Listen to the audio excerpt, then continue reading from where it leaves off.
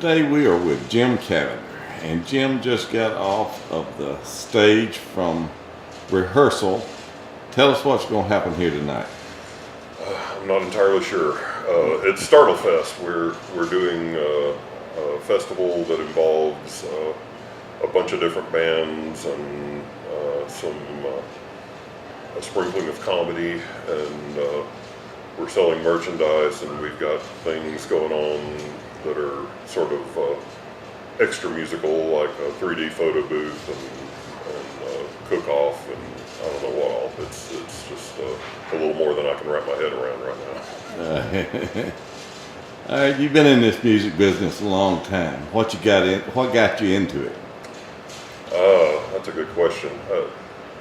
When I was a kid, I became an Elvis fan pretty rapidly, and I got very interested in music just as an outgrowth of that. I was already kind of playing on some different instruments, but I messed around on drums and piano and whatnot when I was a little kid. But I started playing guitar and bass both when I was about 13 or 14, and really kind of got into the music of that era. This was in the 70s, and there was a lot of R&B and funk and so forth in the air, so I learned how to play that kind of stuff, and from that it sort of led me into playing jazz by the time I was in high school, and I joined my jazz ensemble at school when I was, I guess, a sophomore in high school, and that really spoiled me because within a year and a half we were playing for 2 weeks down in Colombia in South America, and I remember sitting on the beach one night and thinking, I am on a different continent because I play guitar, and so things have been, I don't know, I think that corrupted me for all time after that. Yeah. Well, where are you from originally? From Huntsville. Okay. One of the few people that was born and raised here that I know of. All right. And what was your earliest inspiration? What is there one person that lit the fire? Well, like I say, I was a huge Elvis Presley fan, and I still am, and that kind of has never really gone away. I'm also very much into James Brown, and there's a lot of people there. I mean, really, and people in every genre. I'm a huge fan of Thelonious Monk for jazz, and Wayne Shorter, and Curtis Mayfield's a big influence on guitar playing, and I mean, I could go on and on and on about that, because there's just people that I kind of get on jags where I'll listen to nothing but them for weeks on end and just kind of immerse myself in everything they do, and that winds up having an effect sooner or later. So. Okay. I thought I was the only one that done that.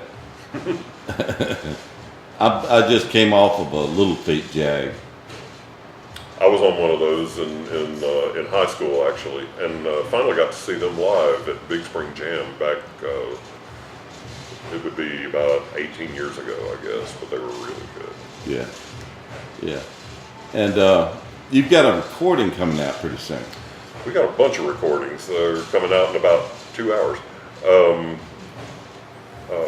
I've got a band of mine called Trio El Camino that I sing and play guitar in, and we're kind of an organ combo. We have Newt Johnson playing organ and Mike Dindy on drums, and Newt covers the bass lines with his left hand on the organ. So it's kind of built on that 60s jazz and R&B kind of sound that Jimmy Smith and Groove Holmes and people like that were doing back then.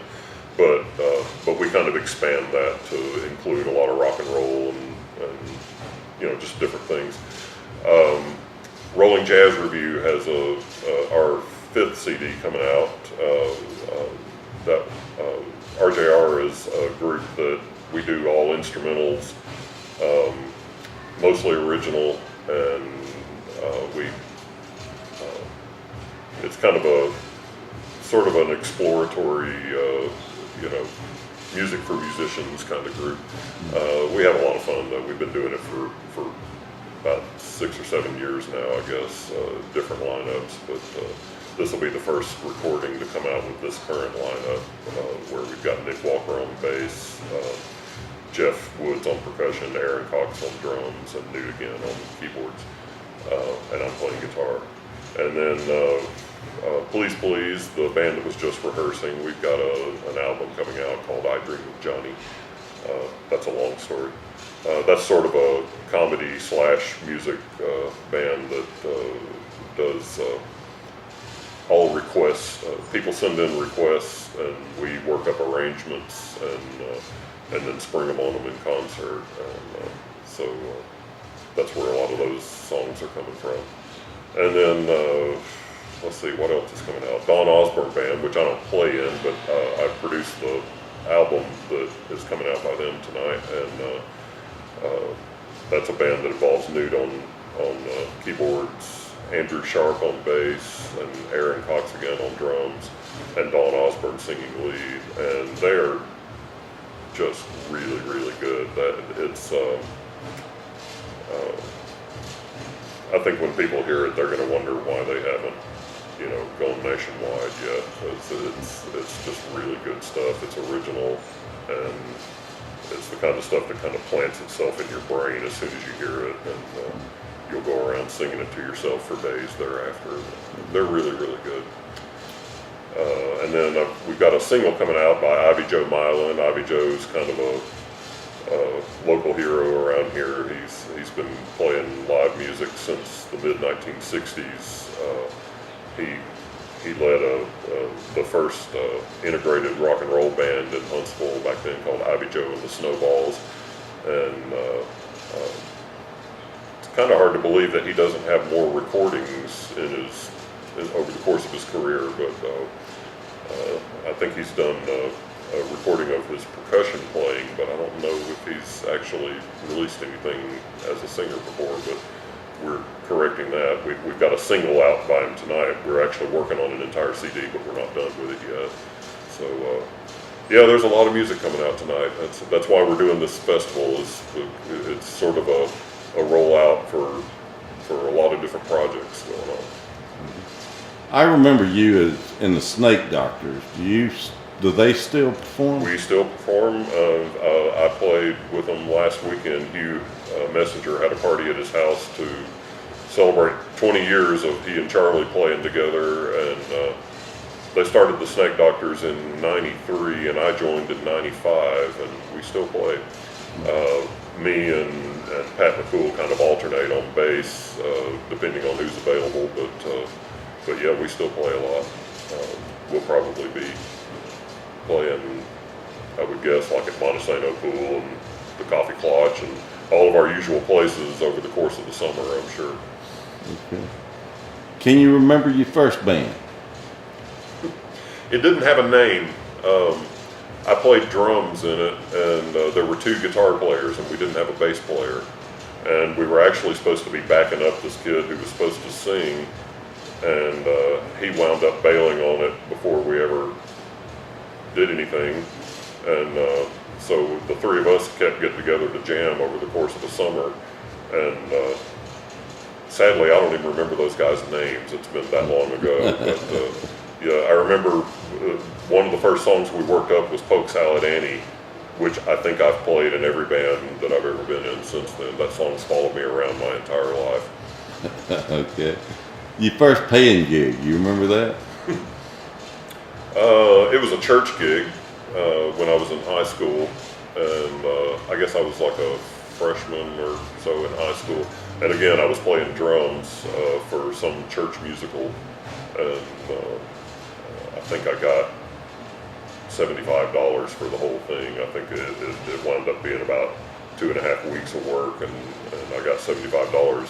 But, to me at that age, that was a lot of money, so I felt like I was really doing something there. Yeah.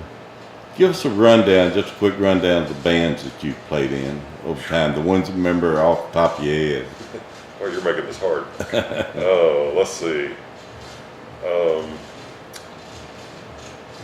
The Jungle, Ken Waters and I did back in the 80s.